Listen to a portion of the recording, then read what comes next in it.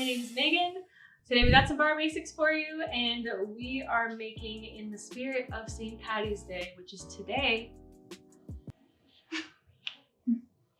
We're making Irish car bombs. So to make them, it's really simple. All you need is Guinness. That's the one thing you gotta have the brand for. We have some Irish whiskey and some Irish cream. You can use whatever brand of Irish cream you want. If you hit up Aldi, this whole bottle is affordable. To start off, we're gonna fill up a pint glass.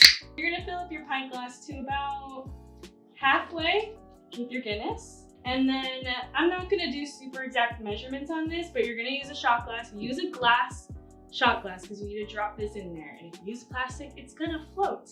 And that sucks. So I'm gonna pour about half of the shot glass with my Irish whiskey. And by Irish whiskey, I mean Evan Williams. Kentucky Straight Bourbon. And I'm gonna fill the rest of my shot glass with my knockoff Baileys, AKA Irish cream. That is your whole beverage. That is your Irish car bomb ready to go. What you're gonna need is one more car bomb so that you can bring a friend to have one with you.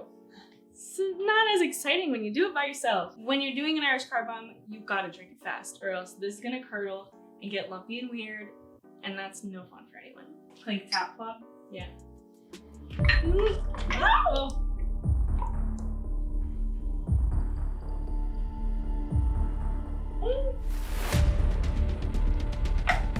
Oh shit, it's going everywhere.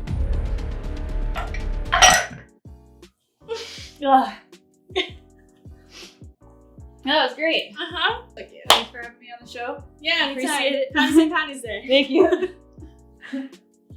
Done.